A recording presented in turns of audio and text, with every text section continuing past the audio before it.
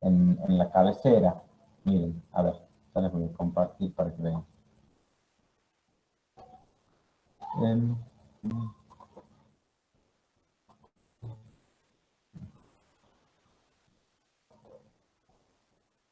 ¿Los demás me escuchan bien?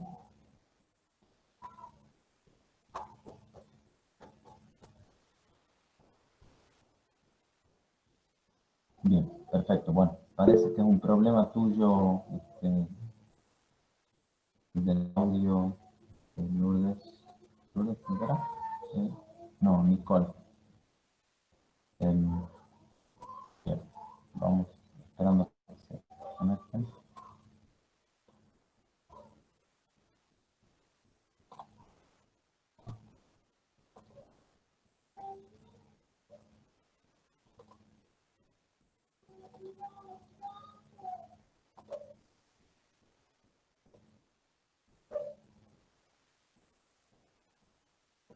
Esta primera etapa, bueno, es un poco bajón porque la verdad que uno tiene que, a ver, yo tengo que estar mostrando, tengo que estar dándole acceso a todos y quiero hacer una cosa y ya me salta el que ingresa nuevamente, así que bueno, ténganme paciencia con esto, ya empezamos. Quiero ver si se ve. ¿Están viendo ahí el Meet digo, la pantalla? ¿Sí? Esto sería nuestra página de nuestra aula virtual. ¿Se ve bien, verdad?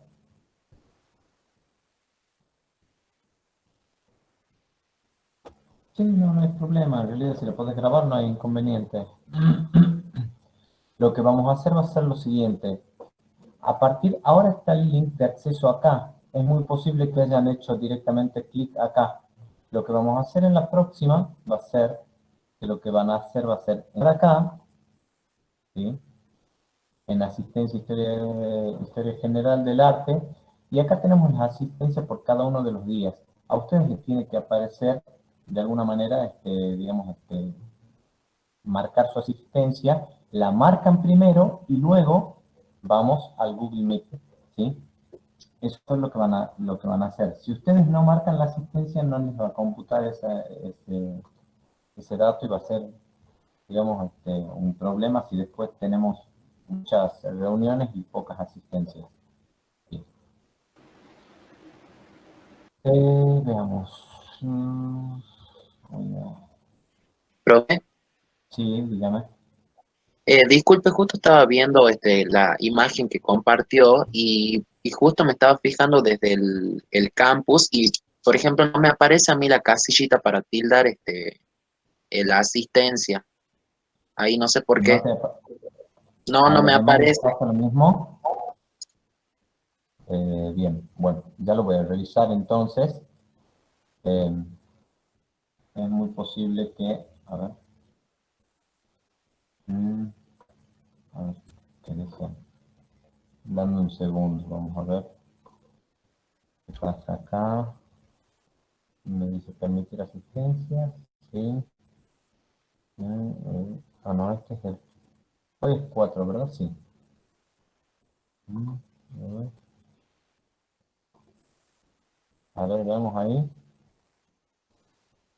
Fíjate, a ver, ponerle reload a la página, sí, recargarla y fíjate si te da la posibilidad de asistir ahí.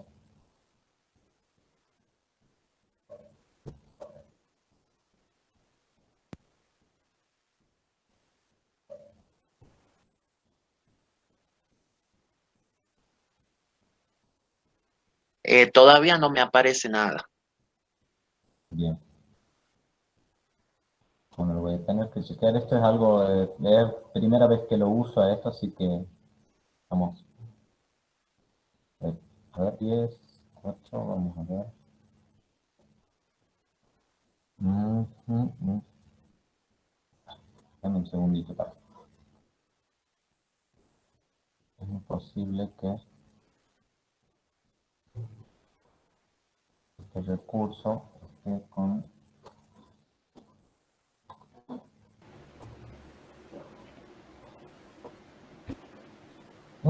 Bueno, como verán, la página por ahí uno como que tiene que esperar mucho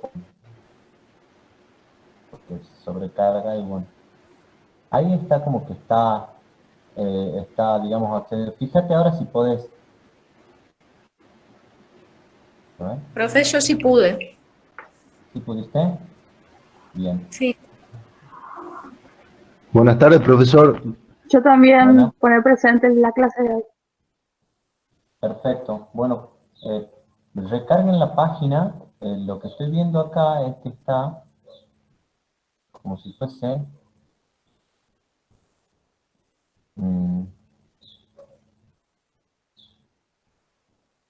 marcado automático. Acá, le pongo sí. Ahora lo recargamos. Recargamos la página. Profesor, ¿me podría Sí. explicar nuevamente cómo poner asistencia?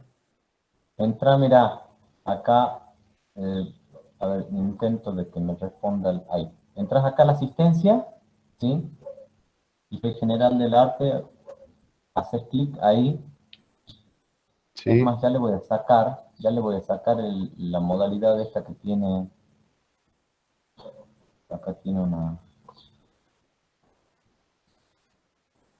cuestión de restricción. Ah, listo, ya pude. Bien, perfecto. Bueno. Bueno, la idea es que siempre hagamos ese paso antes de ir al Meet, ¿sí? Entonces yo para forzar eso lo que voy a hacer va a ser sacar el link de Google Meet de acá y ustedes lo van a ver, van a tener que entrar a la asistencia y cuando entren a la asistencia ahí van a tener el link de acceso, ¿sí? Bien, perfecto. Bueno, a ver, creo que tengo que cerrar esta ventana. No estaba presentando nada, ¿verdad? Yo creo que estaba presentando, mira, bueno, por ahí, bueno, esto es lo que pasa cuando usas varias pantallas. Pantalla. Vamos a lo siguiente. Mm, mm, bien. Es posible que, en realidad acá tenemos un espacio habilitado para el chat, así que vamos a manejarnos por ahí. Bien, vamos a empezar con la primera clase entonces de la materia, ¿sí? Como habíamos visto la vez pasada, la materia, digamos, se dividía en 3 unidades. La primera unidad correspondía al mundo antiguo, a prehistoria y mundo antiguo.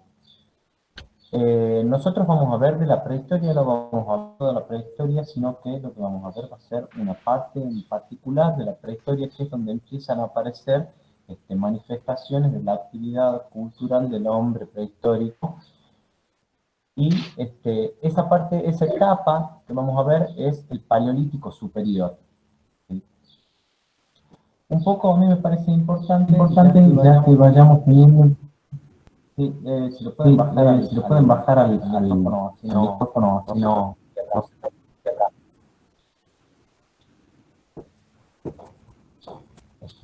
no, sí, sí,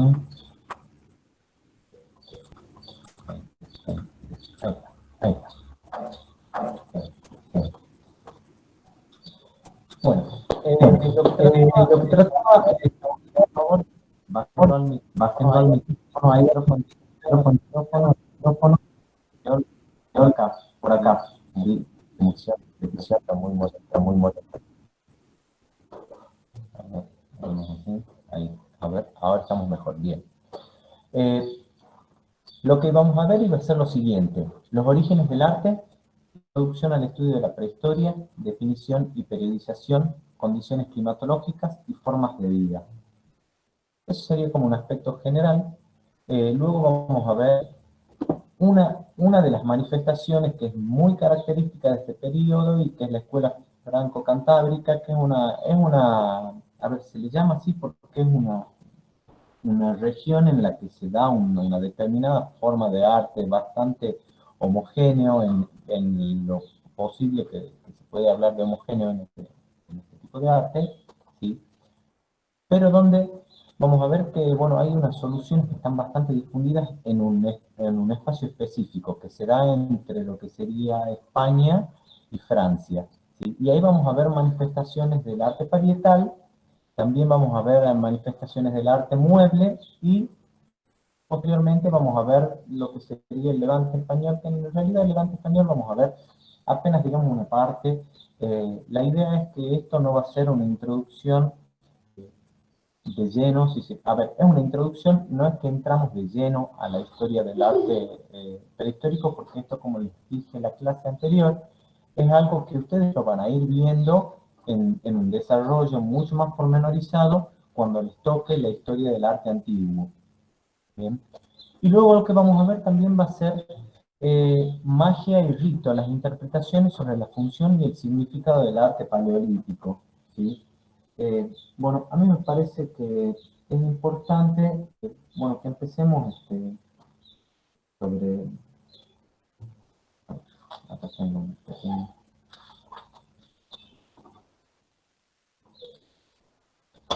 Empecemos a ver los conceptos en principio desde lo más general, o desde nuestra introducción, e ir desarmándolos para saber de qué estamos hablando. Y de paso también es como que le vamos dando una forma a la manera de enfocarse cuando ustedes vayan a hacer algún abordaje. Yo honestamente, se los digo, el resultado muy bueno, por lo menos las veces que rendí concursos siempre me fue muy bien, y eso tiene que ver con que, bueno, el abordaje por ahí, cuando uno estudia pasa mucho, se hace un abordaje tal vez memorístico, a partir de un texto y sin una interpretación.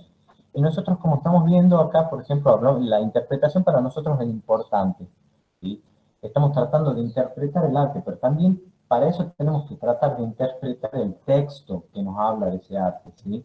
Entonces, va a ser muy importante que tengamos bien en claro ese punto. Bien.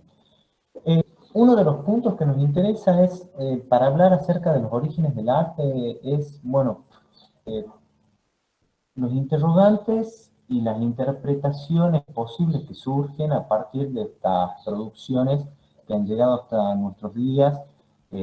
Y las preguntas son básicamente, bueno, ¿cuál es la función del arte y cuál es el contenido, cuál es el significado, qué es lo que quieren decir?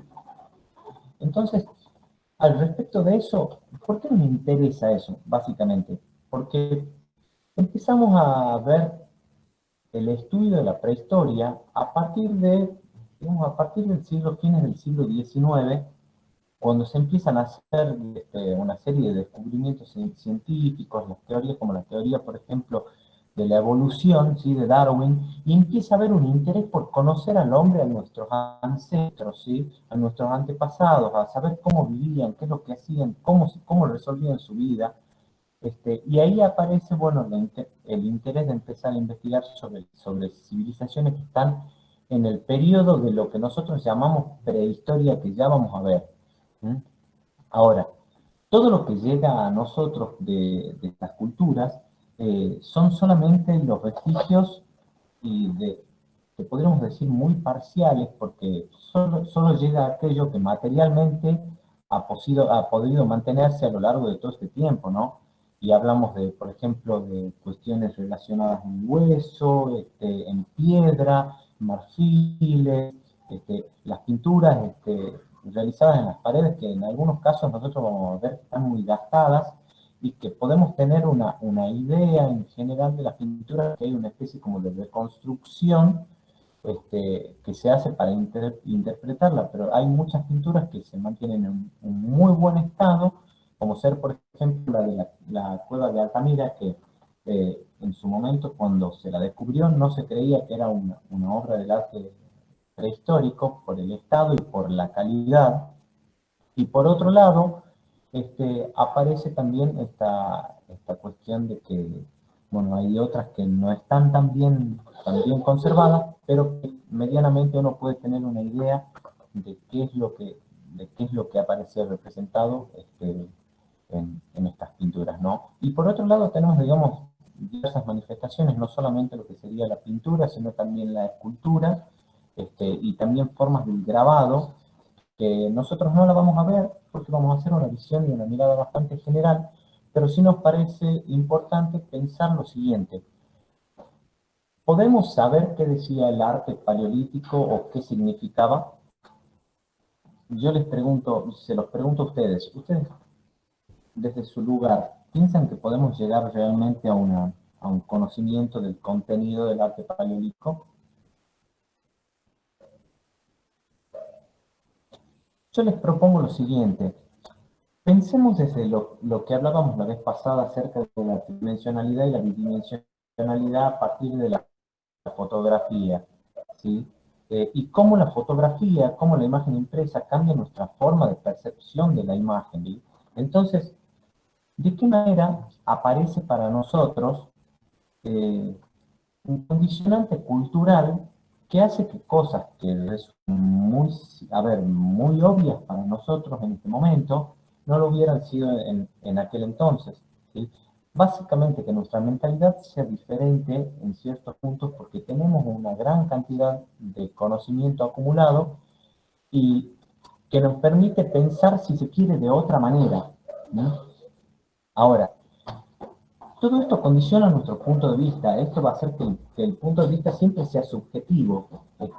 Subjetivo desde la mirada del hombre de hoy, intentando interpretar al hombre del pasado. Y por otro lado, las interpretaciones siempre van a estar basadas en una serie de elementos que van a ser, por ejemplo, el contenido.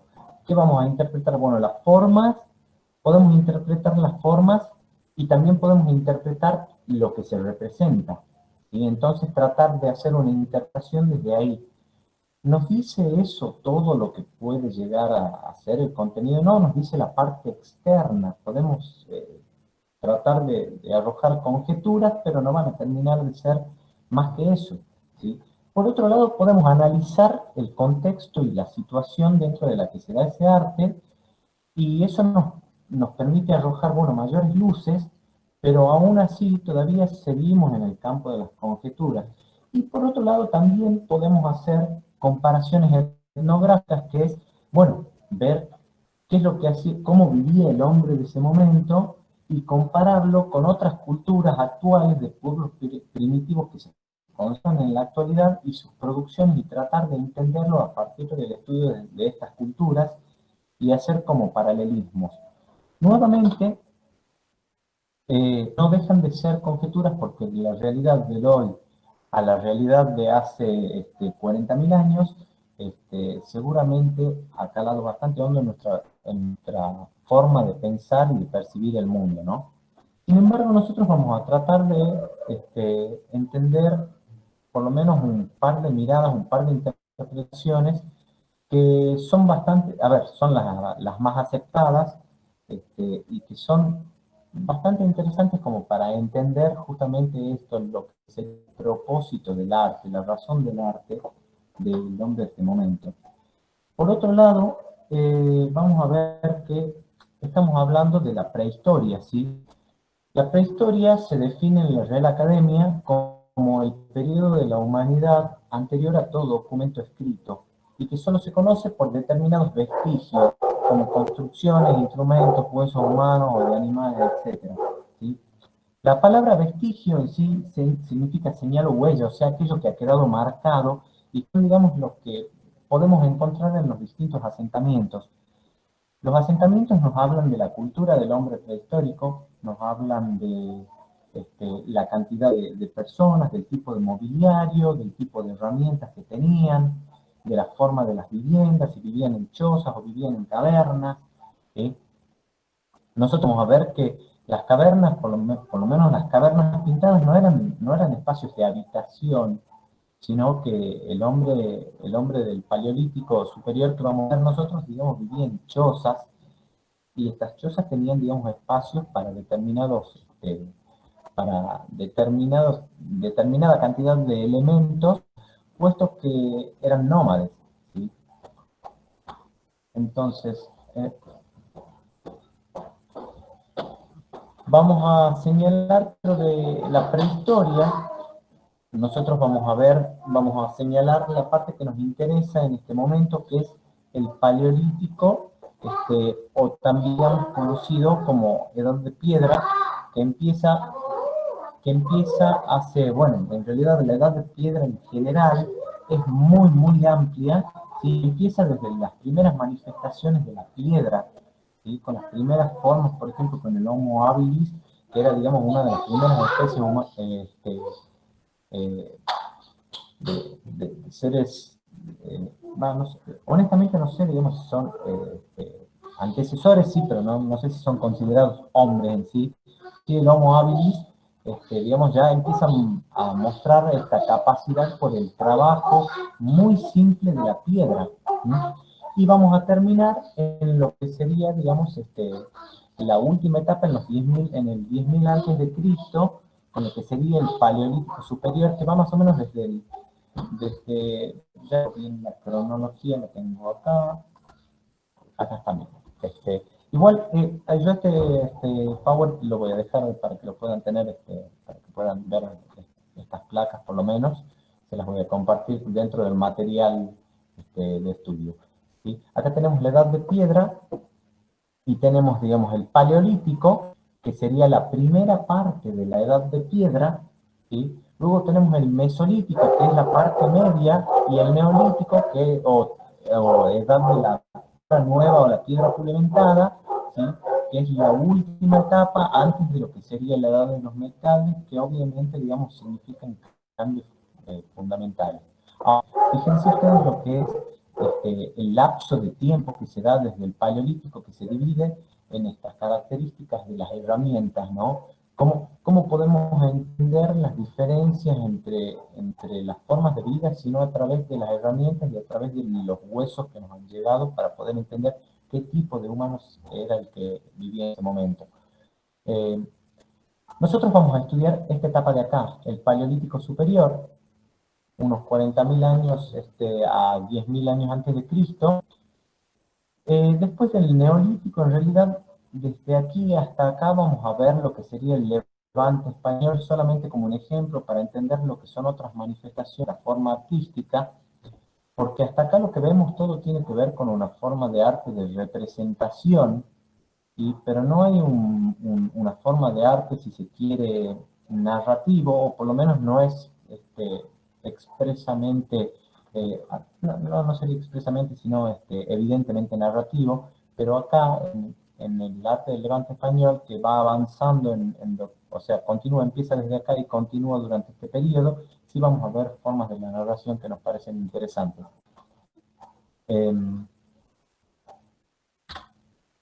Como para que ustedes vean, por ejemplo, las diferencias de los hallazgos que nos permiten hablar de estas diferentes culturas, vamos a ver, digamos, las formas en las que aparecen sus herramientas, y fíjense ustedes lo que son las herramientas del Paleolítico inferior, ¿sí?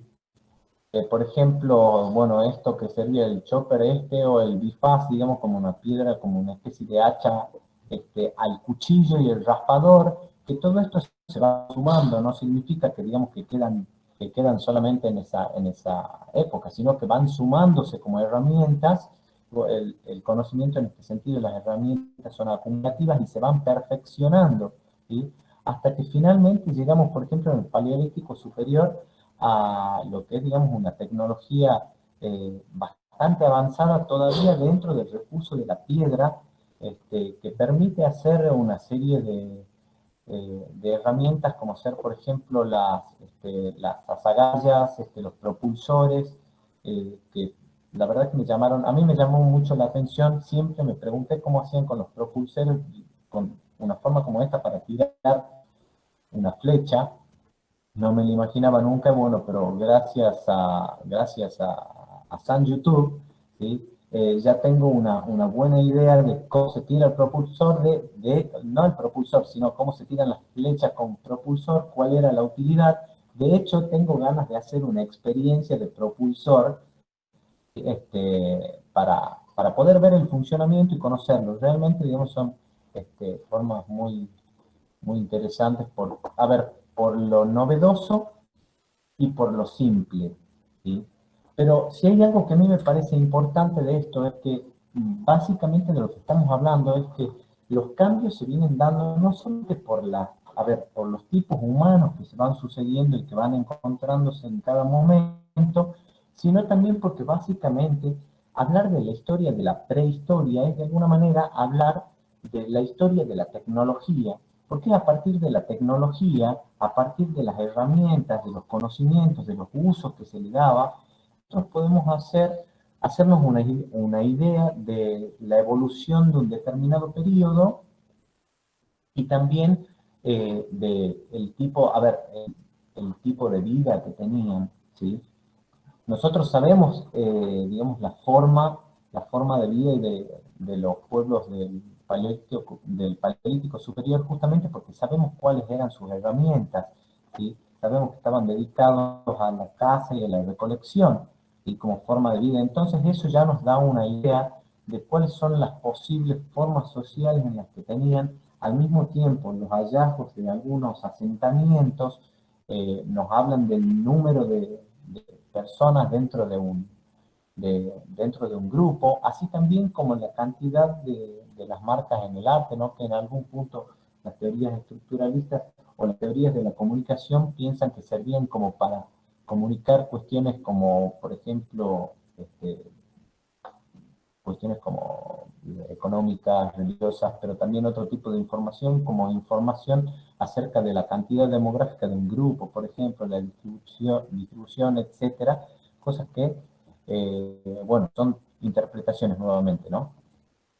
Bien, el tema de la tecnología va a ser para mí muy importante porque también nosotros lo hemos visto, no sé si han podido ver la película, ¿han visto la película La Guerra del Fuego?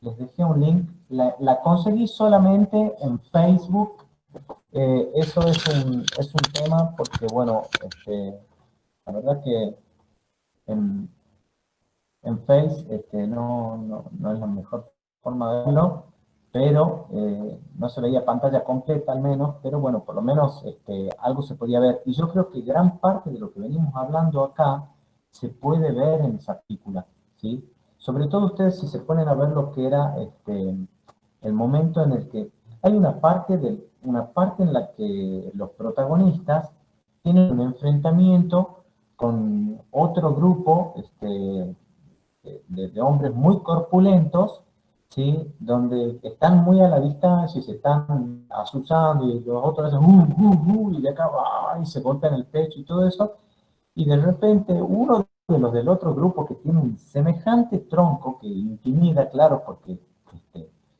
agarra y arroja el tronco y claro, el tronco no llega a 5 metros y cayó, claro, y era como, digamos, servía mucho como para intimidar, pero de repente los otros tenían unas flechitas así, con el lanzador habían aprendido a lanzar las agallas y con eso logran vencer a ese rival que se les estaba enfrentando, que si no hubiese sido por la cuestión tecnológica, hubiese sido, digamos, realmente una situación de peligro para nuestros protagonistas. Quién sabe si hubieran terminado de filmar la película. La cuestión es que es importante el tema de eso porque pensar en los mismos avances tecnológicos nos permite pensar en el tiempo destinado a las actividades prácticas. ¿Cuáles son las actividades prácticas? En una época de cazadores-recolectores, las actividades prácticas están volcadas, bueno, a tratar de obtener el sustento, ¿no? Y sobre todo si las herramientas o las armas son muy rudimentarias, bueno, el peligro es cada vez más alto y eso significa que, bueno, como que uno tiene que tratar de a ver, correr el menor riesgo posible. Para eso la tecnología lo que le permite, justamente con los propulsores estos, es mejorar la caza, tener mayor efectividad. Si se quiere eh, tener menor tiempo dedicado a la caza por justamente la mayor efectividad y los mejores resultados, menos riesgos, y eso al mismo tiempo podría significar mayor tiempo de ocio, ¿sí? Entonces, una de las teorías, por ejemplo, una de las teorías del arte por el arte, dice que, bueno, que justamente es el ocio y falta de actividades la que lleva a estas primeras manifestaciones de la representación y del arte, ¿sí? De la búsqueda de plasmar algo y representarlo de manera bidimensional y tridimensional. Vamos a pasar a la próxima.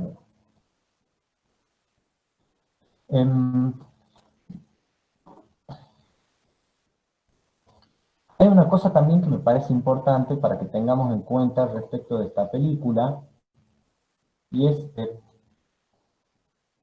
quisiera preguntarle, bueno, pueden escribir acá en el chat, ¿cuál consideran ustedes que es el tema de la película? Si tuvieran que resumir una idea pequeña, corta, ¿cuál es el tema de la película?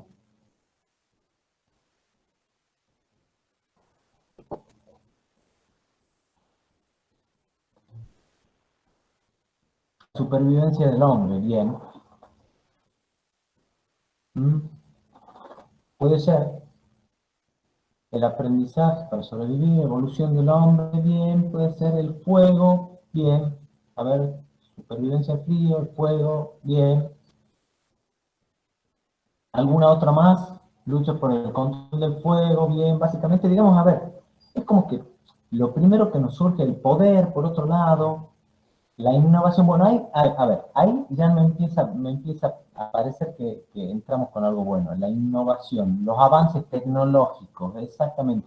Básicamente lo que nos está mostrando acá es cómo va avanzando la tecnología en grupos, ¿sí? Cómo se transmiten. No solamente vemos el problema de la Guerra del Fuego es que en el principio de la película, el grupo que nosotros seguimos no conoce la técnica de hacer el fuego. Si bien el fuego se conoce desde hace mucho antes, pero se mantenía el fuego, se mantenía en cavernas, se mantenía en esta especie de pequeño santuario que llevaban con una llamita siempre encendida, ¿sí?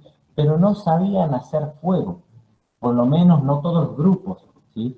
Ahora, hacer fuego es una técnica, es un conocimiento y una tecnología, ¿sí? Fíjense que ustedes que cuando pierden el fuego, pierden las posibilidades de mantenerse calientes y al mismo tiempo de cocinar los alimentos. ¿Sí? Es por eso que se genera toda esta novela, digamos, porque, bueno, esta es una historia, en realidad una narración que surge en base, digamos, a ese disparador, la necesidad del viaje de los héroes, el periplo del héroe paleolítico, que va a buscar el fuego para volver renovado al grupo con el fuego. La verdad que digamos que tiene que ver con la idea del periplo del héroe, entra ahí perfecto, ¿sí? Como, donde hay como una especie de purificación y vuelta en un estado superior, que es lo que pasa con nuestros protagonistas. Lo que sucede ahí es que ellos no conocen el fuego o no conocen cómo hacer el fuego y tienen que enfrentarse, pasan por muchos peligros hasta que llegan a obtener ese conocimiento. ¿Qué conocimiento obtienen? Obtienen conocimiento de cómo hacer fuego y obtienen conocimiento de estas nuevas armas, digamos, que son los propulsores, que son los que les permiten enfrentarse con otras tribus de las cuales antes corrían o se salvaban así porque le aparecen los mamuts por atrás, cosas por el estilo. Y también sí aprendían otras técnicas, aunque en realidad, digamos, todavía en ese entonces los animales no estaban domados, ¿sí? De hecho, digamos, el periodo del Paleolítico es previo a la domesticaciones de animales, ¿sí? Y al uso y a lo que seríamos los asentamientos estables, a la agricultura.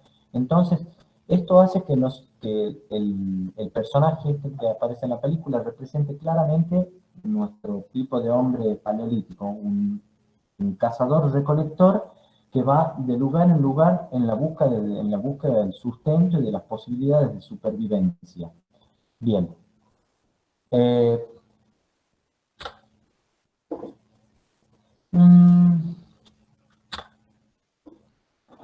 Es bueno que mostrarles esto, por ejemplo, esto es un propulsor, ¿sí? Este se llama propulsor del Cervatillo de Masdassil de Francia, ¿sí? Está hecho en asta de reno. Fíjense ustedes lo que es esto. realmente es una pieza artesanal de una delicia, de un nivel técnico que nos habla, a ver, de que el hombre primitivo, en cierto punto, no era tan primitivo en esos aspectos, a ver, era primitivo en el conocimiento tecnológico, pero había un desarrollo y una capacidad ya latente que se podía expresar y que solamente hacía falta que las herramientas le den la posibilidad de lograr ese tipo de resultados, ¿sí? No significa esto que todos los hombres paleolíticos hacían esto. Y yo creo medianamente, bueno, como decía Hauser, ahí está puesto el texto de Hauser para que vayan leyendo, él propone lo siguiente.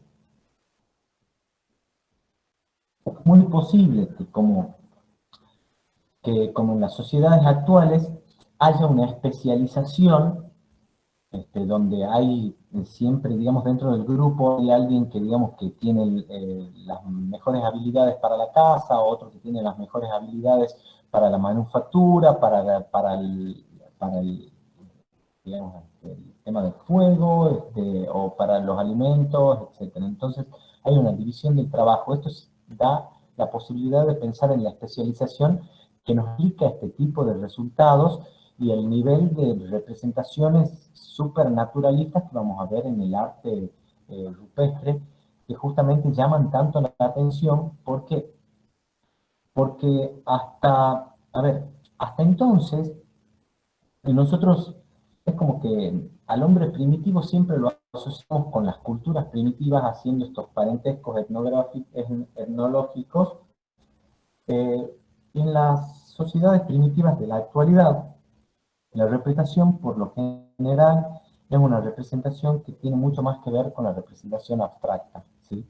Cuando nosotros hablamos de la representación abstracta, hablamos de que el que, el que realiza una determinada expresión, realiza algo que conoce o que entiende y no algo que ve, ¿sí?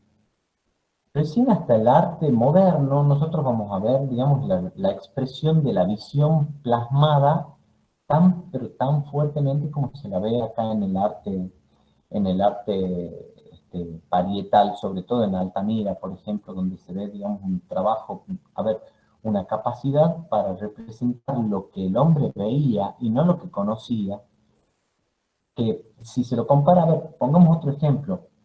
Hauser también lo compara esto con los dibujos de los niños. ¿Has visto cómo hacen los niños para dibujar una mesa? Por ejemplo, ¿la dibujan en perspectiva? No. La dibujan de manera que se vea todo lo que ellos saben que la mesa tiene. Entonces le hacen cuatro patas, le hacen para cualquier lado de la pata, pero la idea de la mesa está planteada. Ellos plantean lo que conocen, no lo que ven. Esta asociación de ese pensamiento primitivo al hombre primitivo hace que cuando hayan descubierto esas cuevas y vean unas obras de tal delicadeza, con un desarrollo de los volúmenes, de las formas, del movimiento, que realmente, digamos, que los investigadores se sorprendan y piensan que en realidad se tratan no de cuevas del arte paleolítico, sino de algo pintado más recientemente.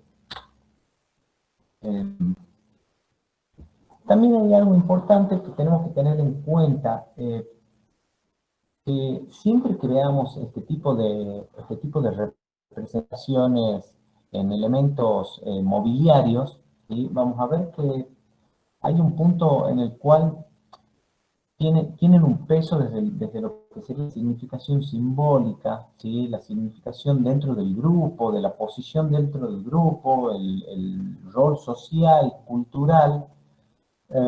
Yo imagino como que justamente este tipo de herramientas tan finamente decoradas estaban destinadas a los mejores cazadores, ¿sí? Incluso, digamos, podían servir como herramientas casi, digamos, como mientras mejor la herramienta y más naturalista, mayor podía llegar a la naturaleza. Y eso después lo vamos a ver en la magia simpática. Pero si quieren, a ver, no voy a hacer bromas porque si no perdemos tiempo y vamos medio aceleraditos. ¿Vamos bien hasta ahí? Bueno, sí les voy a hacer esta pequeña comparación. ¿Han visto? Piensen en el tiempo de ocio, ¿sí? Piensen en que los cazadores del Paleolítico medio no tenían los propulsores, ¿sí? Para cazar tenían que acercarse mucho, usar lanzas, correr riesgos, bueno, la caza era mucho más complicada. Entonces, digamos, pasaban más tiempo cazando. Ahora, de repente tenés más tiempo para cazar. Tu herramienta te ayuda a cazar. De hecho, la idea del propulsor es que el propulsor te ayuda, te ayuda como si fuese a alargar tu brazo. Y eso hace que sea más largo el envión y más fuerza aplicada al dardo o a la flecha. Ahora, imagínate si tu herramienta te ayuda tanto, no la vas a cuidar. Yo se lo pongo así, pongamos un parentesco en el ahora. ¿Cuántas personas conocen ustedes que ven que pasan el sábado a la tarde, todas 4 horas, puliendo su auto? ¿Sí? O sea, digo, algunos porque lo usan mucho, porque para ellos tiene una función muy importante, es una herramienta que les permite desplazarse para ir a trabajar. Bueno, para mí, digamos, tiene que ver tal vez posiblemente con eso, y en ese punto, desde mi punto de vista personal, la idea del arte por el arte, que ha sido descartada en el caso de las cuevas, desde el punto de vista del arte mobiliario, no estaría tan fuera de arte. Bien. Eh, Vamos a ver entonces que hablábamos entonces de la forma de vida, y Hauser nos dice lo siguiente al respecto, ¿no? Acá tenemos una imagen de lo que eran las escenas de caza. Acá ya vemos arcos, ¿sí? Esta es una etapa posterior, como he dicho. Esta es la escena de caza del Levante español. A ver, vamos a poner así. Hauser nos dice lo siguiente, dice: vivían en un nivel económico parasitario, improductivo. O sea, improductivo significaba más que nada que en realidad eh, eh, no generaban su propio sustento, sino que lo tomaban de la naturaleza, ¿sí? Caza y recolección. Tenían que recoger y capturar su alimento y no creárselo por sí mismos. Vivían dentro de moldes sociales inestables, casi enteramente inorganizados, en pequeñas hordas aisladas, en una fase de primitivo individualismo, y que probablemente no creían en ningún Dios, en ningún mundo ni vida existente más allá de la muerte.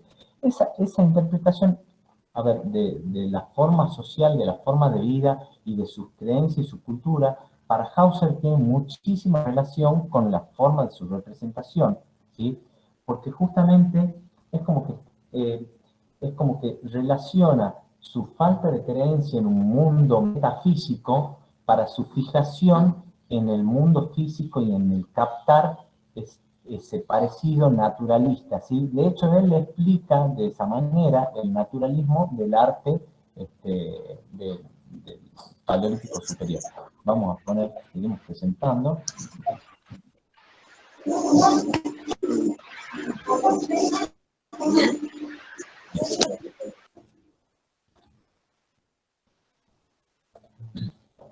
Bien.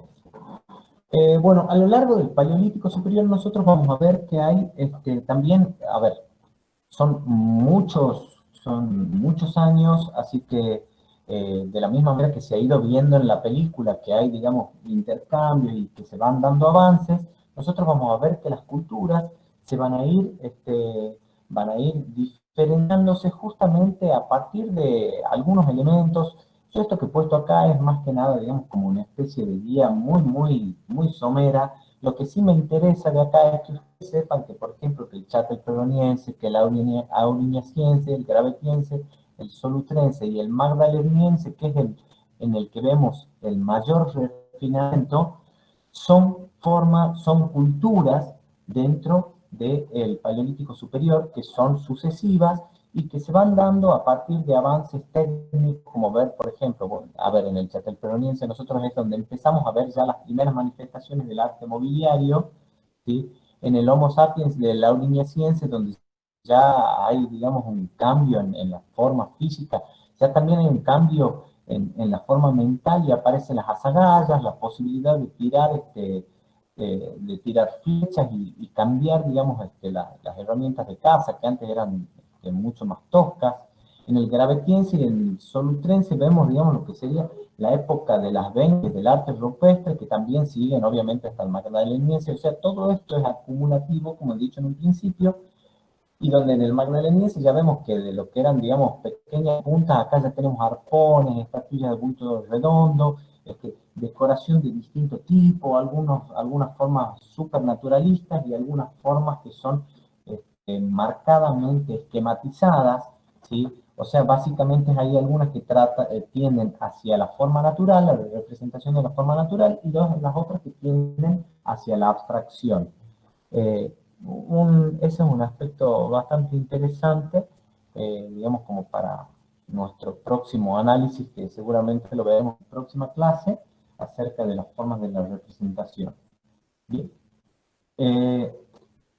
Nuestro análisis a ver, todavía no empezamos con el análisis, vamos a dividir dentro de lo que sería el arte de esta época en dos grupos: el grupo occidental, que es el que nosotros vamos a tomar, y que es en el que vamos a ver que hay, bueno, primero que es el más numeroso, porque tiene su centro, su epicentro está en la región del Franco Cantábrico, entre Francia y España, también Suiza, pero es el lugar donde vemos que hay más de 80 pintadas, hay muchos puntos en los cuales se encontraron yacimientos con escultura, y por lo tanto vemos que las formas de representación artística son bidimensionales y tridimensionales, con lo que implica el paso de la tridimensión a la bidimensión, ¿sí? Que ya habíamos dicho en algún punto que implicaba una síntesis, un proceso de síntesis de lo espacial a lo plano. Y por otro lado vamos a tener el grupo oriental. El grupo oriental parte desde Italia a Europa Central hasta Siberia, donde, digamos, los puntos son mucho más escasos. Vemos, si comparamos los puntos, por ejemplo, de hallazgos de miniaturas, de yacimientos, vamos a comparar 71 aproximadamente en el grupo occidental contra 14 en el grupo oriental. A lo que vamos es que es como que todo estaba centrado en la región del Franco Cantábrico, ¿sí? Y en el grupo oriental no hay cuevas, por lo tanto no hay arte rupestre, no hay pinturas para. Bien. También vamos a tener en cuenta que de acá, de estas dos representaciones que estamos viendo, vamos a tener lo que son las manifestaciones las dos grandes manifestaciones de esta época, que es el arte rupestre. Rupestre significa, digamos, de piedra, arte parietal o mural. Las cuevas que podríamos llegar a ver, nosotros vamos a tomar algunos ejemplos de algunas cuevas, pero vamos a tomar en general, digamos, el concepto del arte parietal. Son las cuevas de Altamira, Lasconio, Croix-Frère, el Castillo, ¿sí? En este caso lo que estamos viendo son signos tectiformes, que son, digamos, esto de la cueva del Castillo en España, y la idea de los signos tectiformes es que posiblemente eran representaciones muy esquemáticas dichosas, ¿sí? Como si fuese. Esto podría encajar dentro de una teoría de la comunicación que podría hablar acerca de, digamos, una especie de organización urbana del grupo, lo cual, digamos, no deja de ser una interpretación. Pero por otro lado también podrían ser cercos. Yo pensaba que tal vez podrían ser formas relacionadas con trampas y que también nos hablen acerca de la tecnología, nada más que capaz que no han subsistido, porque las trampas, no sé, de materiales como la madera, que son materiales que no han llegado hasta nuestro tiempo, o el cuero, también, digamos, eso es como que limita un poco las posibilidades de conocer. Nosotros conocemos solamente a través de lo que nos llegó, que es el arte rupestre, y el arte mobiliario, que lo vamos a ver luego. Bueno, acá tenemos una de las representaciones de la cueva de Lascaux en Francia, un poco como para que se tenga en cuenta. A ver, es una de las cuevas más importantes, entre esta y Altamira. Se puede decir que son como las capillas sixtinas del arte paleolítico, ¿no? O sea, estamos hablando de las cuevas que, si vos decís arte rupestre, y empezar nombrando esas porque es como que son las que tienen mayor difusión y que tienen mayor cantidad de represiones y son las más ricas. De hecho, la cueva de Lascaux le permite hacer una interpretación en la cual se rompe con la idea de que en realidad lo que se representaba en estas cavernas era algo así un tanto fortuito. O sea, mira, acá voy a hacer una representación en esta parte, acá voy a hacer un ciervo, ¿no? Sino que acá se piensa que hay una estructura, que hay una composición que determina toda la caverna, con lo cual es como que uno empieza a pensar que en realidad, a ver, el concepto ya de composición implica, digamos, una actitud estética previa, digamos, a la elaboración de la obra, o por lo menos que se va manifestando en la elaboración misma, ¿sí? Porque la composición implica la relación entre las partes del todo. Bien, acá nosotros vamos a tener una pequeña cita de Hauser que me gustaría leerles. Dice, la relación de las pinturas paleolíticas con la magia nos ayuda también excelentemente a explicar el naturalismo de este arte. Una representación cuyo fin era crear un doble del modelo, es decir, no simplemente indicar, imitar, simular, sino literalmente sustituir, ocupar el lugar del modelo, no podía ser sino naturalista. ¿A qué se está refiriendo Hauser con esto? Hay una teoría que la vamos a explicar mejor en la próxima instancia, en la próxima clase, que es la de la magia simpática, que eh, propone que en realidad es como que los artistas de este periodo lo que querían hacer era como si fuese hacer una realidad paralela.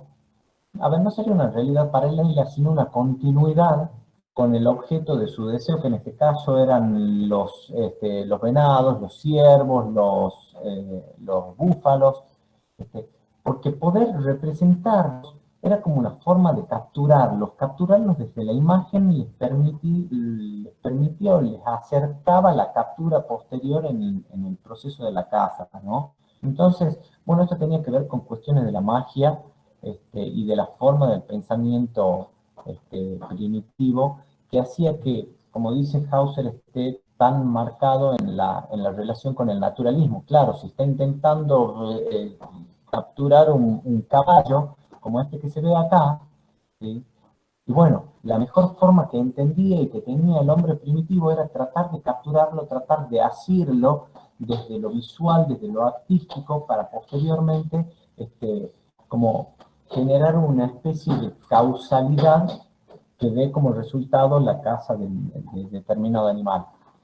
Por otro lado, lo que vamos a ver en esta cueva va a ser, digamos, la magnífica interpretación de la forma a través de la línea, ¿sí? Fíjense, por ejemplo, en este toro, donde nosotros vemos que está, pero muy bien representado a través de la línea de contorno. Las técnicas que utilizaban estos artistas eran unas técnicas muy rudimentarias, muy primitivas, pero nos damos cuenta de que la efectividad era bastante buena por la duración que han tenido, ¿sí? Y por otro lado vamos a ver que hay una cuestión de la representación que se podría decir que tiene mucho de animado. Animado en el sentido de animación, a ver, y de animar, de dar ánima o de dar alma, ¿sí?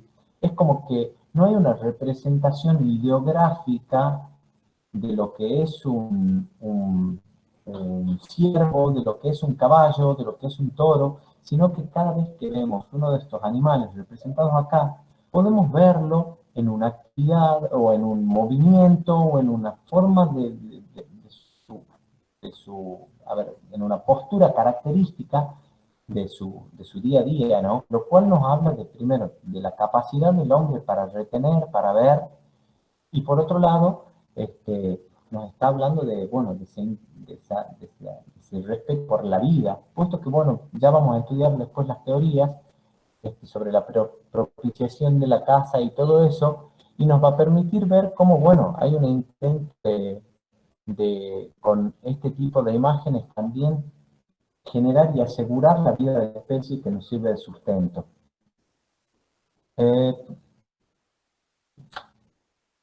Vamos ahora.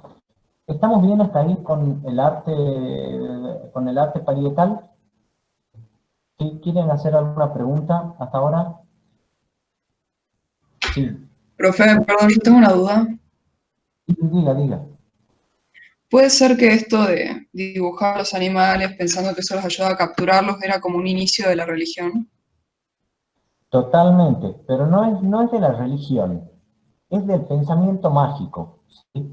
A ver, pensar, hay una postura en la cual esto es anterior a la religión, ¿sí? Anterior a la religión porque no existe necesariamente, desde la postura que propone Hauser, no existe una vinculación con el más allá, sino que existe como si fuese una continuidad entre esta realidad pintada y lo que sería la realidad del animal en sí. ¿Sí? Tiene que ver con el pensamiento mágico. El pensamiento religioso se hace posterior y es un pensamiento más estructurado.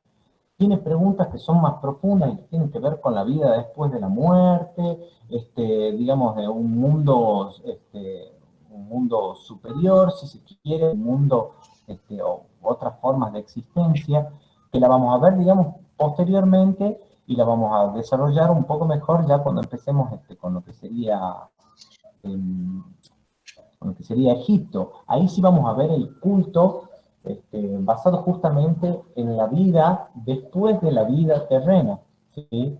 Y cómo la vida de acá es una forma de preparación para la vida posterior, sobre todo en las tumbas. Nosotros vamos a ver cómo aparece representada esa cosmovisión. Acá no podríamos decir que hay una cosmovisión en ese sentido, diríamos que hay una visión directamente así como bastante práctica, bastante material de lo que hay en lo inmediato y no hay un pensamiento, Lorenzo, silencio por favor, no hay un pensamiento más profundo al respecto, por lo menos desde esa postura. Hay algunas teorías que tienen que ver, digamos, con la magia simpática o con el chamanismo, que hablan de estado de éxtasis y de comunicación con el mundo de los espíritus, pero que están relacionados a la magia y que sí dan lugar, digamos, a pensar, digamos, en esos orígenes de la religión. Pero pensemos en el culto y la religión, digamos, como un sistema también, ¿no? Un sistema de pensamiento que tiene que formalizarse. Todavía no vemos nada de eso acá. Buena tu pregunta, gracias. ¿Alguien más quiere preguntar algo? A ver, mágico, puede ser simbólico. A ver. Mágico, mira, mágico y simbólico no es lo mismo, ¿no? Una cosa puede ser simbólica y no mágica, ¿sí? Simbólico significa que, digamos, que representa y simboliza algo, pero mágico tiene que ver con una cuestión ya, digamos, donde estamos hablando de cierta idea de poder, si se quiere, que no tiene que ver con el simbólico en sí. No son creencias paganas, a ver, ¿con qué pintaban las cuevas? Todos eran materiales orgánicos y minerales que se aglutinaban posiblemente con grasas y que se ponían muy posiblemente con lo que eran las técnicas, como si fuesen, imagínense, la plastilina, cuando hacen bastoncitos de plastilina y van siendo colocados, digamos, y apretados contra el muro. También era muy interesante, bueno, esta es la parte buena de las consultas, porque bueno, hay un montón de cosas que a mí se me pasan en lo que voy hablando y las consultas te van disparando esas cositas. Eh, Hay una cosa que también está la posibilidad de la pintura con pinceles, digamos, armados de cera, de cera, de pelo, y también, digamos, había pinturas que se hacían por lo menos coloridos o algunos puntos que nosotros vamos a ver que se hacían con unas especies como si fuesen de cerbatanas, ¿sí? Entonces, como si se colocase el material con el pigmento dentro del tubo y se soplaba. También habían técnicas donde primero se grababa la pared y posteriormente se rellenaba, ¿sí? Con material. Toda esa cuestión técnica, para no verla dos veces, porque a ver, es medio difícil para mí organizarme con cosas que después van a volver a ver, para que no veamos lo mismo, ¿sí? Y trato de abordar estos aspectos generales. Una de las cosas que a mí me parece como más interesantes es de que en las cuevas se tomaba como referencia mucho el volumen natural de la piedra, puesto que el volumen en muchos casos podía llegar a sugerir la forma. ¿sí?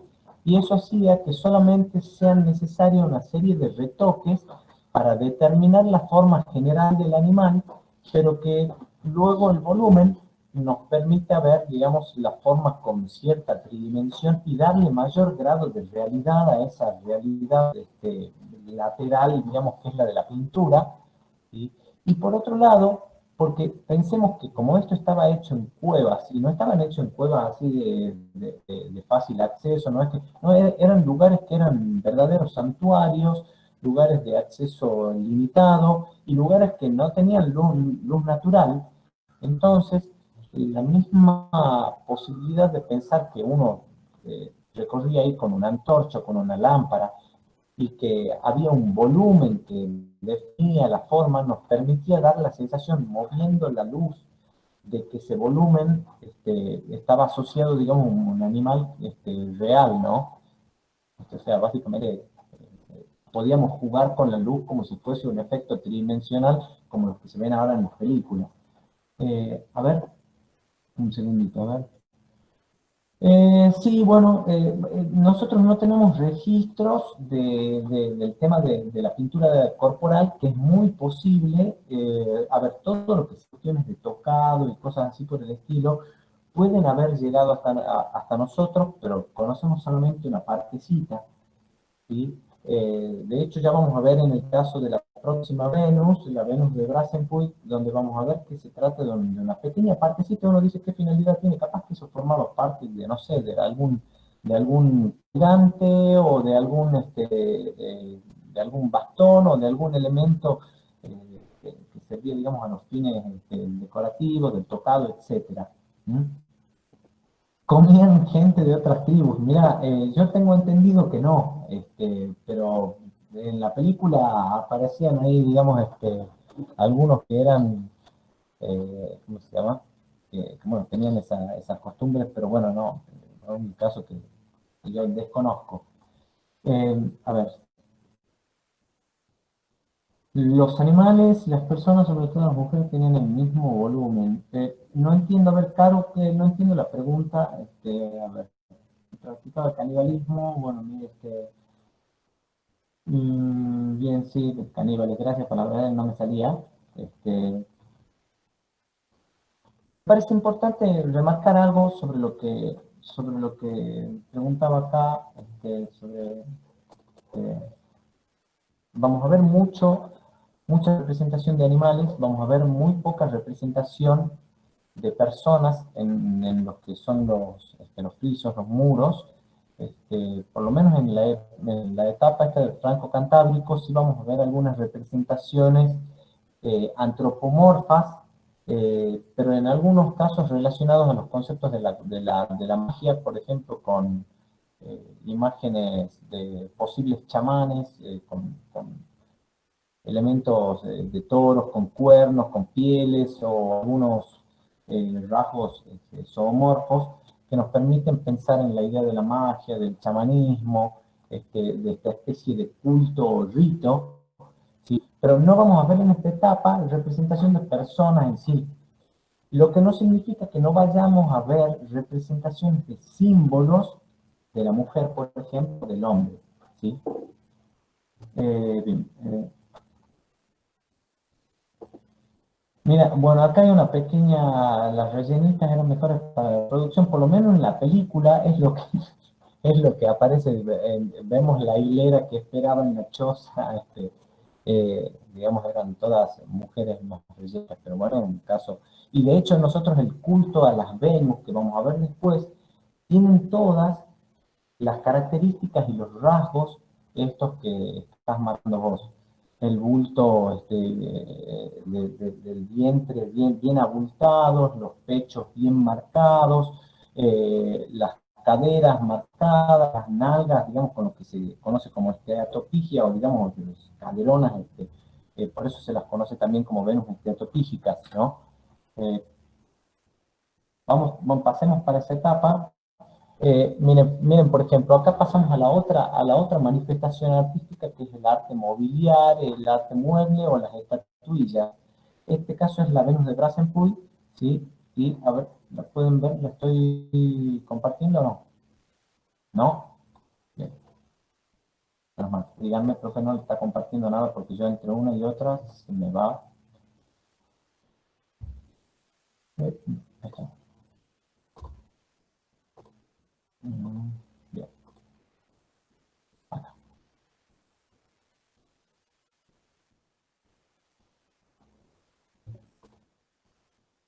Se había visto bien esta entonces, ¿no? Previamente.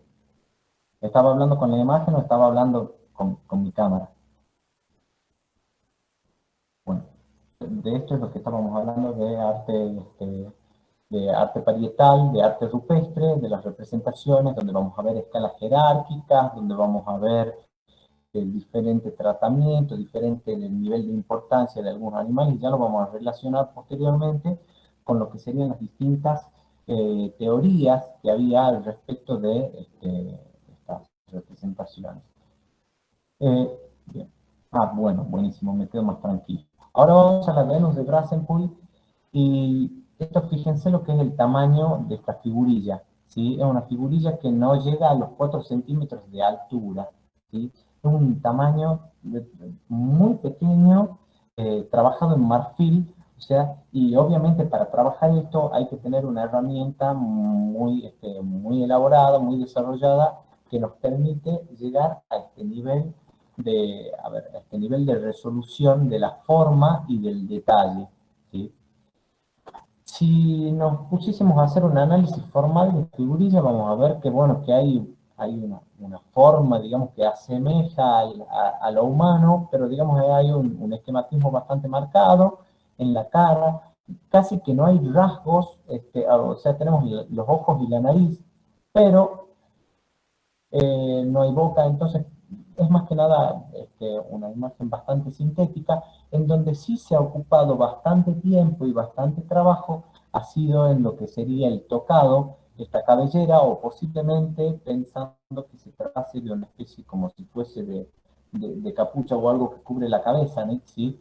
Así que podría ser un estilo de peinado, o simplemente una forma esquemática de representar el cabello, ¿sí? Teniendo en cuenta que, bueno, también lo que decíamos era que las formas esquemáticas aparecen para mí, mi mirada personal por lo menos, es que eh, en la pintura nosotros tenemos naturalismo por un lado, un naturalismo bien determinante, tenemos por otro lado los signos, ¿sí? Que son representaciones totalmente, por lo menos en principio bastante abstractas, aunque se le puede buscar alguna asociación con formas tanto reconocibles. Por ejemplo, hay algunas representaciones de vulvas que son, cuando uno las ve así fuera del contexto, eh, uno en principio no sabe exactamente a qué asociarlo hasta que, digamos, aparece la imagen o la explicación y ya, digamos, la relación que tiene con el natural.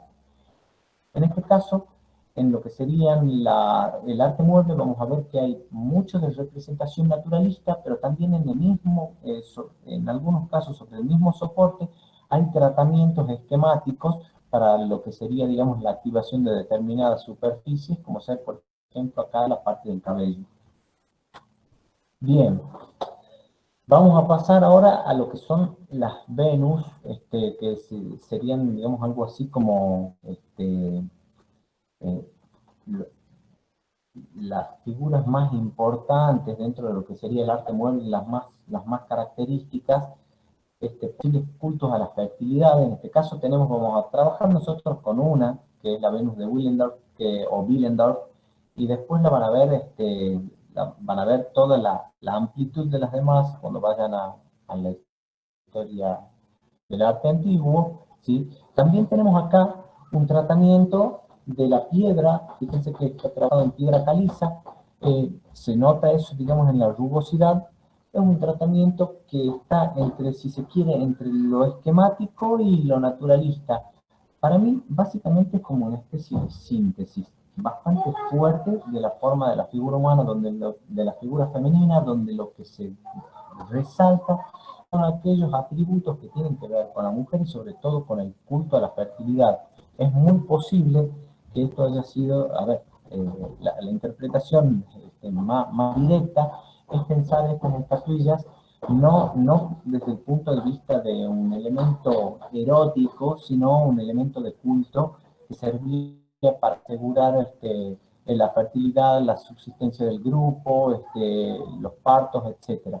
Y en este caso vamos a ver lo que sería acá, que cómo se destacan las mamas, el abdomen, la vulva y las nalgas, ¿sí? Con lo que decían las formas estas de las Venus esteatopígicas, ¿sí? Bien marcado eh, en la forma de la mujer. Pero por otro lado, desde el punto de vista estético, vamos a ver que tiene una resolución que es bastante simple, bien simétrica, resuelve con las formas básicas y necesarias, le da importancia a aquellos elementos que quiere destacar que son los más importantes para hablar del culto a la fertilidad, y deja de lado otros elementos que son secundarios, como por ejemplo los brazos. Fíjense acá cómo aparecen los brazos apoyados sobre los pechos, ¿sí?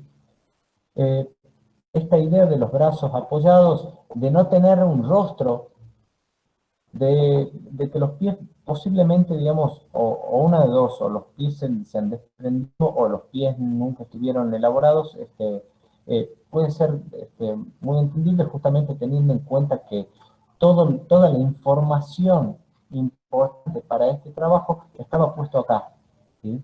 Estaba puesto en esta región. Pero destaca, sí, el tratamiento que se hace del tocado, en el cual hay una decoración bien elaborada, donde se siguen las líneas, digamos, de este tocado que nos da, digamos, la misma impresión que que la Venus anterior, ¿no? Donde veíamos acá, por ejemplo, el tocado en Brassenpool, el tocado cuadrangular y acá vemos un tocado que tiene una forma más circular.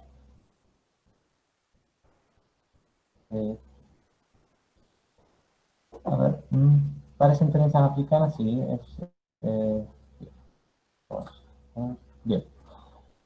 Y de acá vamos a saltar a una cuestión que a mí me parece muy interesante para tener en cuenta, que es la representación de la figura humana, pero fuera de lo que sería la escena de culto. A ver, pensemos que estábamos hablando recién de la posibilidad de interpretar estas figuras como figurillas que servían, si se quiere, como amuletos para la fertilidad, que podían servir como protectores del hogar, pero pensemos en que fuera de eso, en este periodo, no vemos representaciones antropomórficas que estén en escenas cotidianas, ¿sí?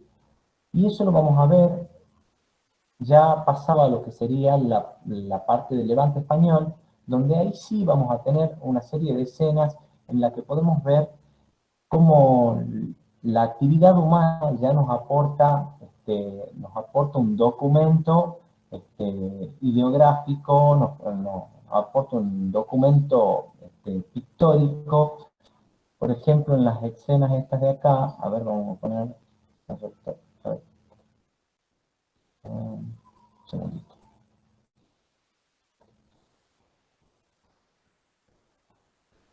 En las escenas, como las escenas de la recolección de miel. Esta es de la Cueva de la Araña de España, ¿sí? Y esto pertenece ya al Levante español. El Levante español es posterior al Paleolítico superior y va a tener este tipo de resultados donde nosotros vemos que no hay todavía un trabajo de la individualización de la persona, ¿sí?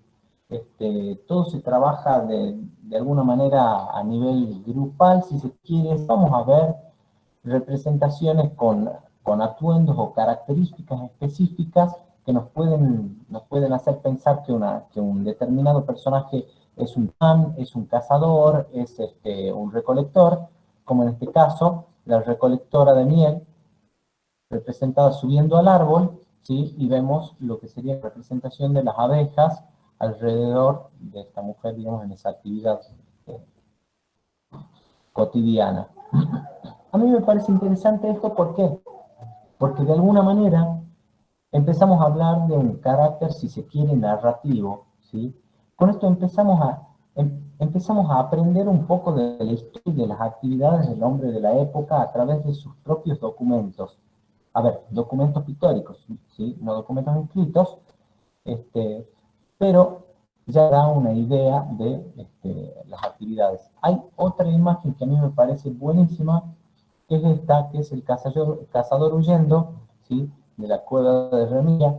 Fíjense ustedes lo que es a ver, la representación del estado, si se quiere, del estado interno del cazador, ¿sí?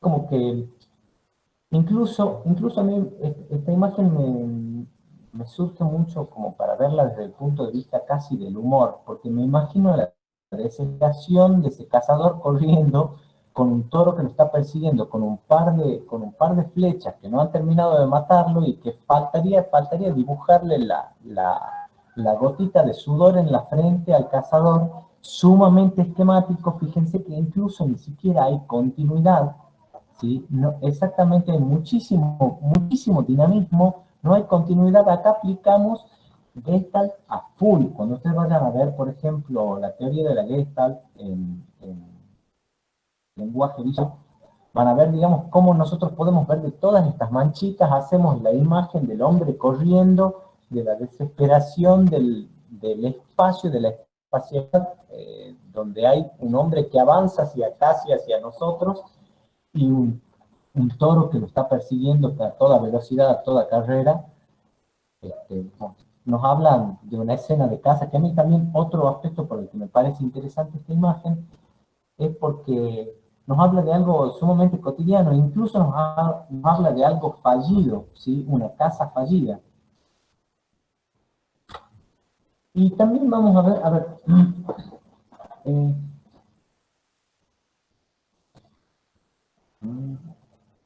y también vamos a ver en este caso otras escenas cotidianas donde vamos a poder relacionar y diferenciar lo masculino de lo femenino a través de los rasgos, ¿sí? Sobre todo acá vemos, digamos, esta danza fálica con la representación de las mujeres, donde aparecen marcados con los pechos caídos, hablando de la maternidad, hablando de las faldas y su forma de vestimenta. Incluso sobresale acá la representación masculina, ¿sí? Sobresale por la forma fálica, digamos, tan marcadamente presente, ¿sí?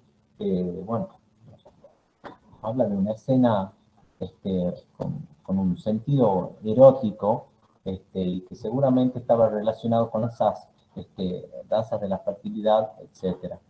No deja de aparecer acá una representación de un animal, también, digamos, en una actitud sumamente naturalista. Me parece interesante a mí que, viendo esta imagen, pensemos qué sucede entre esta imagen de acá, por ejemplo, esta de acá, y estas de la cueva de Lascaux.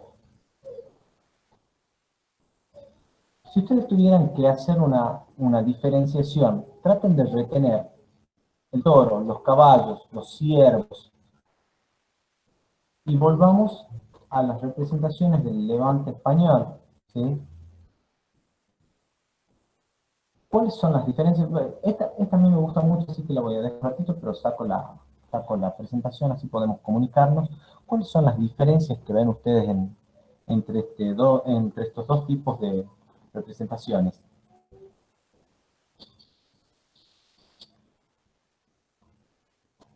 ¿Notan alguna? Lo natural y lo humano, sí, me parece.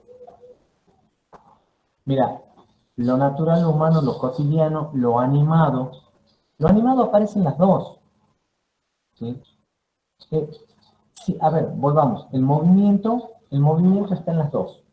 El movimiento va a estar tanto en las escenas animales. Esos animales no aparecen como si fuesen animales muertos, aparecen con toda la vivacidad posible, ¿sí? De hecho, yo no me quiero adelantar. El problema es que uno va hablando y como que no puede evitar irse un poquito hacia adelante. De hecho, la idea de representar el animal vivo también tiene que ver con una de las teorías según la cual, bueno, lo que se buscaba era como la reproducción de la especie misma, ¿sí? Ahora, bueno, el tema de la emoción a mí me parece importante, ¿sí?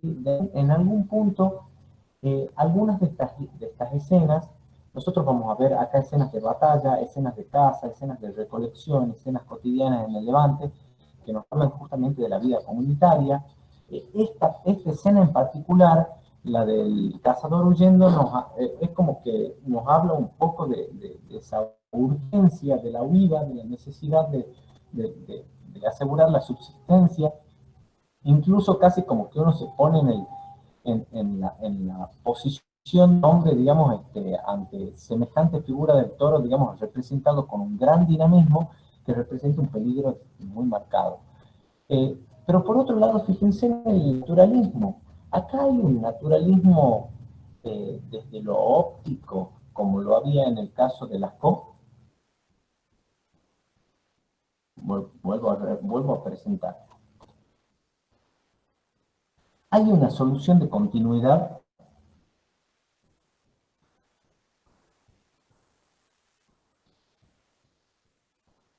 de hecho también. Si tuviéramos que pensar, ¿cuál de los dos resulta más difícil de interpretar? ¿Mm? Puesto que acá hay mayor concepto puesto en la representación. La representación no está realizada desde la naturalidad del hombre, con la representación del pie, los dedos, las manos. Todo esto y la continuidad del cuerpo es algo que nosotros la armamos visualmente. La representación del toro mismo, la representación de las mujeres, en el caso de esta pintura, donde vemos también que hay soluciones donde la continuidad no se da, pero nosotros la podemos ver.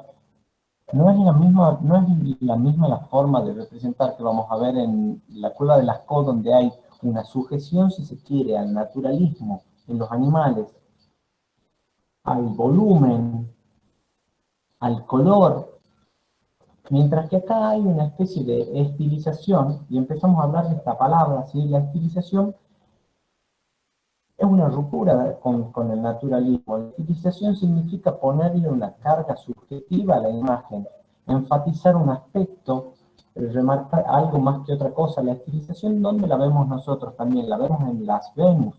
Las Venus obviamente están estilizadas porque no son las proporciones naturales de una mujer, sino que están estilizadas para enfatizar aquellas partes que son las que mejor hablan de la fertilidad y de la mujer, digamos, en ese culto. Y acá en esta imagen nosotros vamos a ver la estilización justamente para hablar acerca de resaltar los elementos de la danza, por lo menos, ¿sí? Las vestimentas, el movimiento, la presencia masculina y la presencia de las mujeres rodeando al hombre.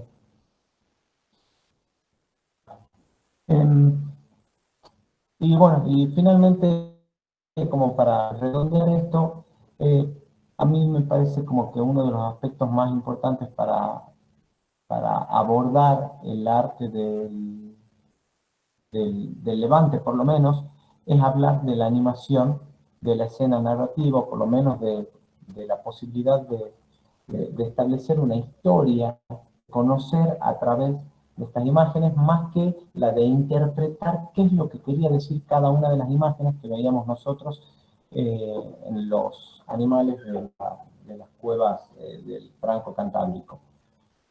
Bien, creo que de ahí, a ver, de ahí pasamos a las teorías interpretativas. El tema de las teorías interpretativas es el siguiente. Hay varias teorías de interpretación que son las que vamos a ver como para tratar de darle una razón a este tipo de manifestaciones. Las teorías interpretativas están más que nada orientadas hacia lo que sería el arte parietal. Las teorías interpretativas no siempre se corresponden, y en algunos casos unas niegan otras. En algunos casos pueden coexistir porque, por ejemplo, la de la magia simpática con la del chamanismo son teorías que pueden coexistir y ser paralelas, pero son, digamos, varias formas de interpretación que las vamos a ir abordando, sobre todo relacionadas al arte parietal, ¿sí? Por ahora les voy a dejar para que vayan haciendo una lectura. He dejado el texto de Hauser, ya está subido. He dejado también en el campus, hay un primer cuestionario. La idea de este primer cuestionario es que ustedes tengan ahí digamos, un cuestionario de prueba para los que no conocen el campus o no están acostumbrados al uso del campus, y que puedan realizar por medio del mismo, eh, digamos, una práctica de cómo contestar un multiple choice, un verdadero falso y una respuesta de emparejamiento. Obviamente, digamos, las respuestas son, digamos, he preguntado cualquier cosa como para que lo practiquemos. La idea es que nos pongamos digamos, en práctica con ese tipo de recursos, porque lo vamos a empezar a utilizar mucho ahora a partir de que empecemos a hacer, digamos, ¿cómo se llama? Las pruebas, no las pruebas, los controles de lectura, los trabajos prácticos y muy posiblemente los parciales también. Del tema de Arnold Hauser, ya te leo.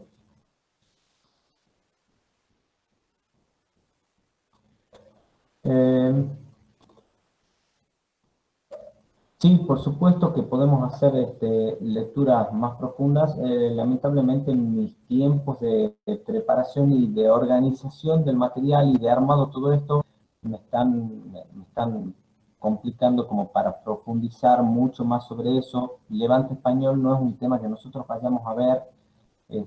Acá es simplemente algo que vamos a mencionar, y yo quiero que quede bastante claro que de esto que estamos viendo acá, lo que vamos a tomar va a ser el concepto general. La función de esta materia es más que nada que ustedes tengan un concepto de lo que sería la historia del arte a nivel general para poderlo abordarlo desde lo específico, ¿sí? Ahí van a ver todo lo que serían una gran gama de Venus, una gran gama de cuevas, que yo no las quiero abordar ahora porque sería darles dos veces lo mismo. Entonces me encuentro en el problema y en la situación de, a ver, buscar sobre esto, pero no lo mismo buscar otras fuentes alternativas, y buscar lleva tiempo, y una vez que encontrás lo que buscas, organizarlo, ordenarlo, darle un formato, darle una creencia, también lleva tiempo. Entonces, bueno, eso complica un poquito. Sin embargo, creo que por lo menos los aspectos, eh, esos aspectos generales más importantes, digamos, están dados. De todas maneras, está el espacio para que ustedes vayan preguntando cualquier cosa. Si ustedes ven que han preguntado por acá y no los puedo leer porque hay varias preguntas escritas, pueden tomar el micrófono y hacer la pregunta, digamos, por voz, como para que podamos resolverla. Les voy dejando la lectura y les doy espacio para consultas. Hauser, lo que vamos a ver va a ser la primer capítulo, digamos, lo que sería paleolítico, magia y naturalismo, y luego ese sería el 1.1, y luego el 1.3, el artista, mago y sacerdote, ¿sí? Y les dejo en todo caso que ustedes vean, si quieren, del neolítico, digamos, no lo quiero llenar de lectura. El neolítico, en todo caso yo voy a hablar sobre eso, también para la próxima clase, que va a ser el lunes, y vamos a ver, bueno, el neolítico está mucho más relacionado sobre todo con el arte del Levante español, pero nuestro tema se centraba más que nada en el franco cantábrico. Eso que he dejado ahí, a ver. Y hay otra lectura que habla sobre el hallazgo de Buda de Altamira, a ver, sí, en realidad, digamos, de esto lo que tenés que hacer es, vos lo tenés que resumir para tenerlo para vos, ¿sí? Yo lo que voy a hacer posteriormente va a ser hacer un cuestionario. El cuestionario, cada vez que vayamos terminando un tema, ese cuestionario va a tener digamos, una serie de preguntas que van a abordar conceptos vertidos en la clase como conceptos de la lectura en sí. ¿Sí? Van a tener formato de multiple choice o así similares. Y,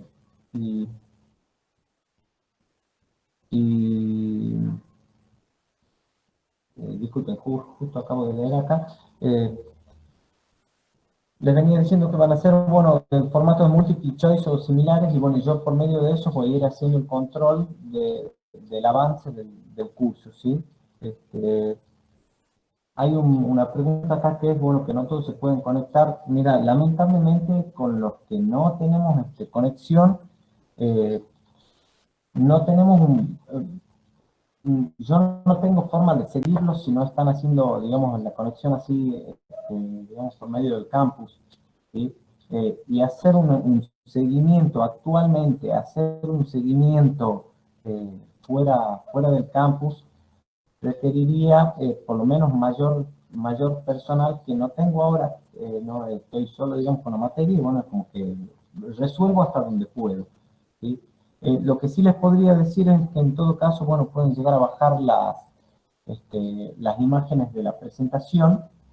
No, seguramente voy a poner el cuestionario para la próxima clase. O sea, la próxima clase empezaría el cuestionario, ¿sí?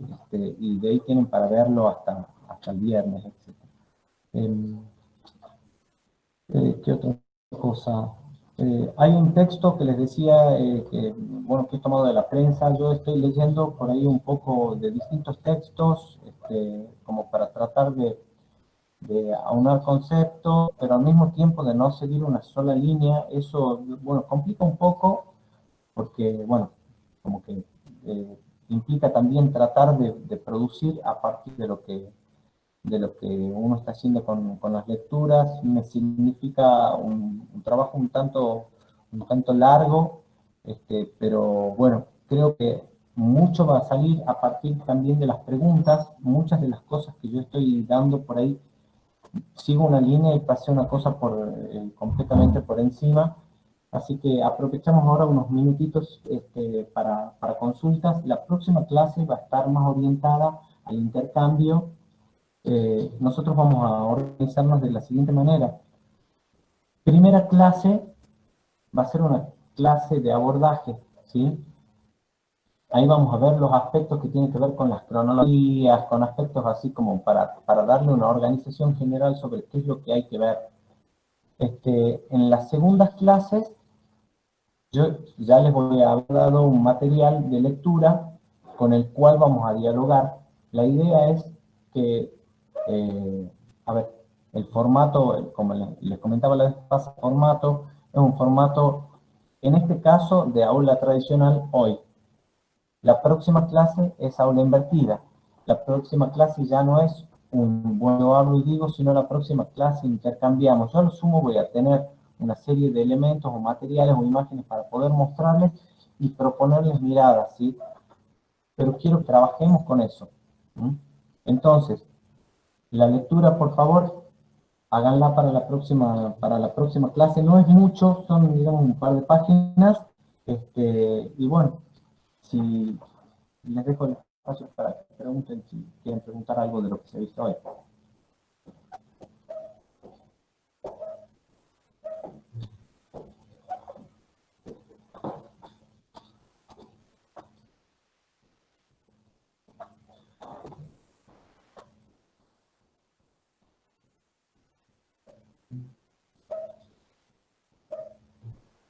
Bien, la lectura para esta clase, Paulette, o Paulette, no sé cómo se pronuncia, está, mira, yo lo que te voy a dejar de esta clase es, te voy a dejar el material visual.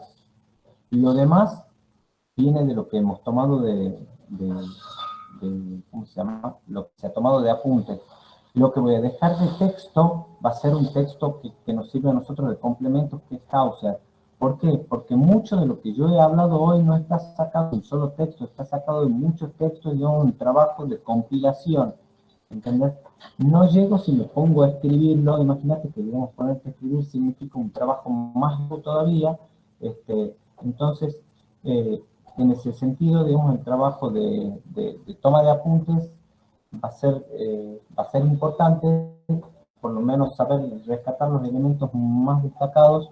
Por ahí no todo lo que se dice tiene que estar escrito, ¿sí? Yo trato de, en la medida de lo posible, a veces, no sé, a veces capaz que aburre un poco, pero a veces hablo mucho sobre un determinado tema, me gusta darle vueltas, más que nada para que sobre esas vueltas ustedes encuentren lo que sirve, ¿sí?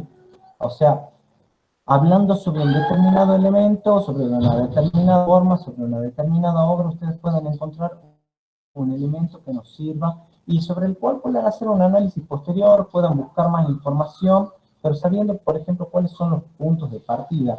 Ahora, mi intención no es leerles la clase para que ustedes la copien, ¿sí? Agarrar y decir, empezar, bueno, teorías interpretativas, esperarlos, eso siento que, bueno, a mí me implica porque significa que tengo que tener más material y mejor elaborado, pero bueno, son las condiciones en las que me pongo en este juego, ¿no? Vamos a ir poniendo una serie de conceptos también dentro de la materia que nos van a servir para la historia del arte, y yo los voy a ir insertando para que, bueno, ustedes puedan ir armando un glosario de terminologías relacionadas al arte y a la estética. Bueno, imagino que no hay ninguna consulta porque no han preguntado. A ver, los cuestionarios se dan los lunes. Los cuestionarios se van a dar cuando terminemos cada uno de las unidades, ¿sí? Entonces, la primera clase sería de introducción. Empezamos con algo, yo les doy un planteo, un paneo, vemos algo. Me gustaría, quienes no hayan visto la película, vean la película, quisiera que para la próxima clase señalen lo siguiente. Quiero que busquen en algunas de las partes de la película, de esta película, estos elementos de los que hemos venido hablando hoy, ¿sí? Por ejemplo, si hemos hablado del naturalismo, ¿a dónde se ve reflejado? ¿Dónde está la abstracción, ¿sí? O la estilización en la película? ¿Dónde está expresada? Quiero que a eso lo podamos llevar, que todos estos conceptos que uno los ha dado así medio hablando, a las apuradas y cosas y otros, lo llevemos a lo práctico. Esto es, ahora ustedes empiezan a buscar con lo que se les ha dado y con el material, algunos de sus aspectos para que nosotros tengamos un punto de vista para reforzar esos puntos. Con eso va a ser suficiente para que hagamos un buen análisis de la película, un buen análisis de la época, y nos podamos situar y nos sirva como herramienta de estudio al mismo tiempo de un elemento narrativo de entretenimiento. Y bueno, si no hay otra pregunta, nos vemos el día lunes a las 4 por donde está la asistencia. Bien. Bueno, nos vemos la próxima clase y hasta el lunes. Buen fin de semana, ¿eh? Hasta luego. Chao.